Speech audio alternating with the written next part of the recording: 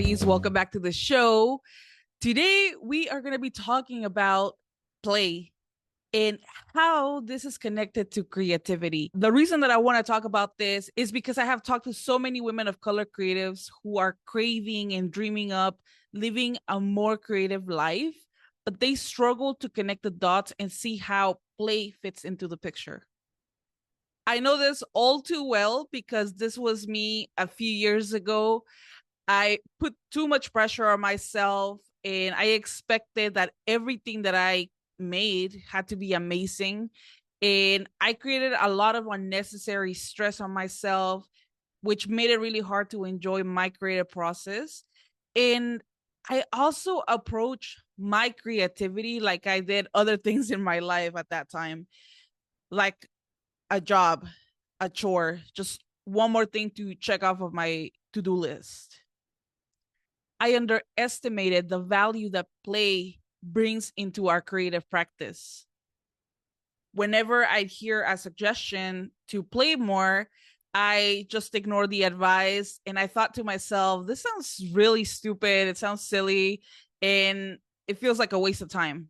I didn't understand what it meant to play as an adult with many responsibilities. And I think this is because I thought of play as something that kids did, and I didn't really see how it could be a part of my adult life.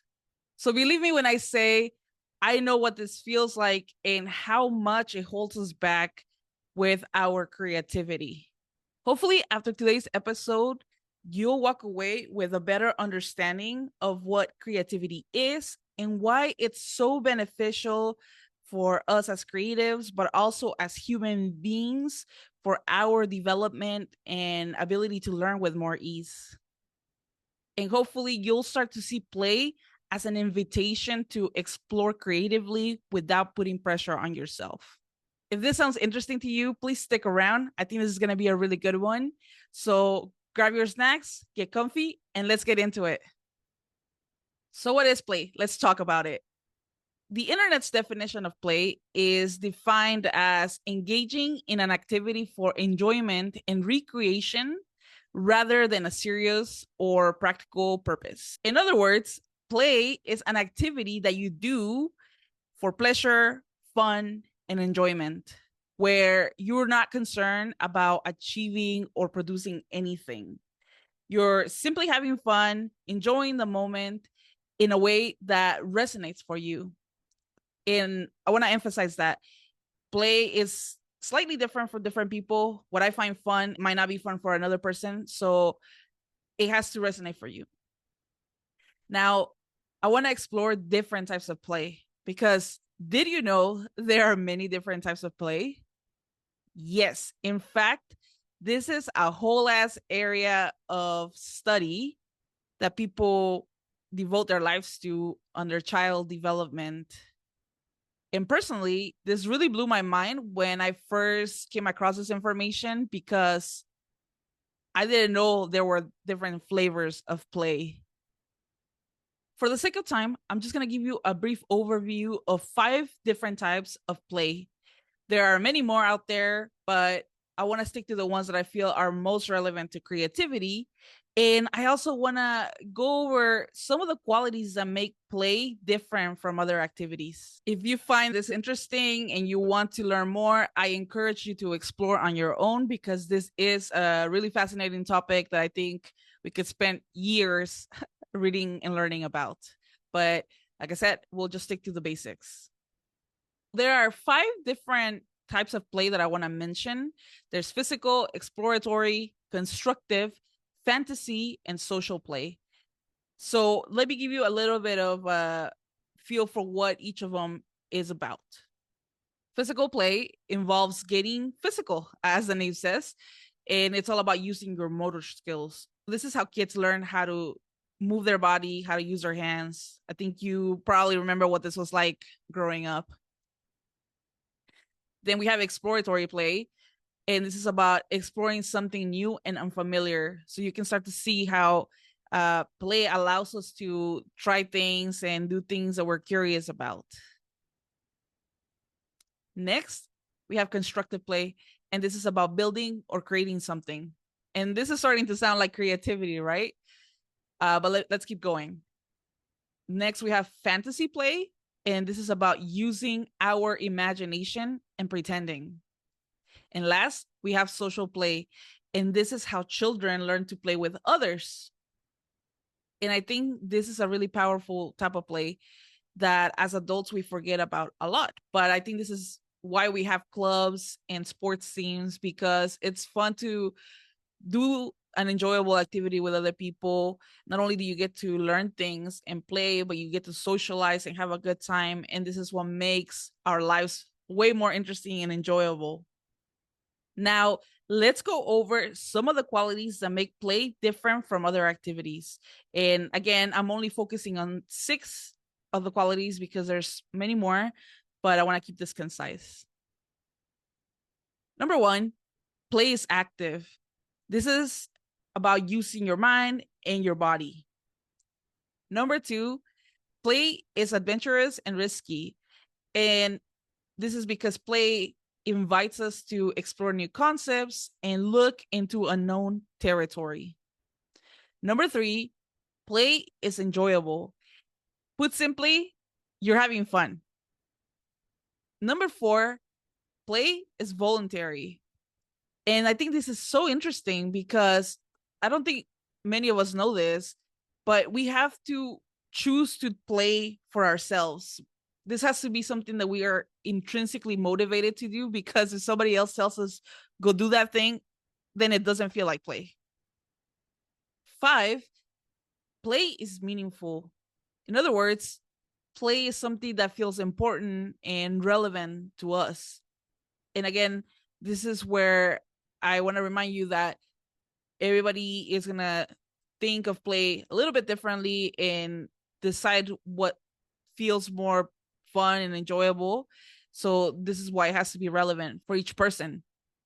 Number 6, play is therapeutic. This is another surprising quality of play that I didn't know about, but yeah, play can be therapeutic. And this is because playing helps us to feel good, to feel relaxed and calm. And so this is that benefit that we don't think about, but it's what makes life so much more enjoyable. Now that we got this out of the way, hopefully you're starting to get a feel for how beneficial play is, not just for children, but also for adults. So, what does play have to do with creativity? This might still be a question that is in your mind. And I know we've been talking about play and some of the qualities, but how do they connect, right? Don't worry, we're getting right into it. And I want to explain this by paring down some of the themes that play and creativity share when they come together to support our creativity. First on the list is exploration and curiosity.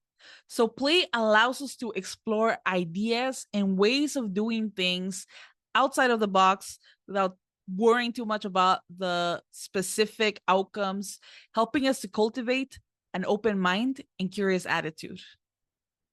Second is learning and expressing ourselves. When we let ourselves play, learning and expressing ourselves is much more easy and fun. Not only do we learn about our creative medium, but also ourselves as people and the things that make us happy. Creating not only becomes intellectually stimulating, but also nourishing for our spirit. Third is healing and meaning. As I mentioned earlier, play adds a therapeutic element to our creative endeavors. Play helps us to release tension and use our creative energy for our well-being. Plus, doing something that we feel is meaningful helps us to experience more personal fulfillment and purpose. Next, let me share with you some tips to help you to start incorporating play into your creative practice. And I'm going to be using practice and routine interchangeably, so bear that in mind. And the first idea is to make time for open-ended explorations.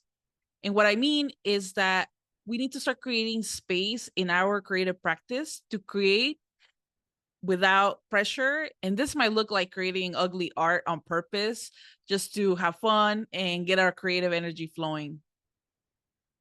The next tip is to work with creative mediums that are fun to you. Remember, fun is personal, so find something that calls you, that you enjoy, and don't feel guilty if you're having fun. And my last tip is to creating community, whether it's collaborating or sharing space with another person who is into the same things that you are, who shares the same passions. This is a great way to not only create together, but also socialize. And this is really great for your mental health and your well-being. In summary, creativity thrives when you're relaxed, when you're having fun, and you're allowing yourself to experiment freely without judging yourself. Play is not just for kids. It's a powerful tool for growth, learning, and creativity at any age. I hope that this episode was helpful to you, no matter where you are in your creative journey.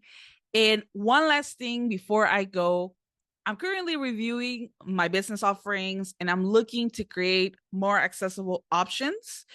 And I know that coaching might not be for everyone or the right investment at this time, but I still want to offer something that is helpful and affordable. And I would love to hear from you. Let me know what you'd like to see from me. You can do this by messaging me through my contact form on my website, which is going to be linked in the show's description, or send me a DM if you follow me on Instagram. And if you don't follow me, you should, at Renata McKelviny. And your feedback is going to be super crucial for me to infuse into my next set of offerings. So please share your ideas because I really want to hear them. And I want to create things that you want and need. I look forward to hearing from you. Until next time, keep showing up and stay creative. I'll talk to you soon. Bye.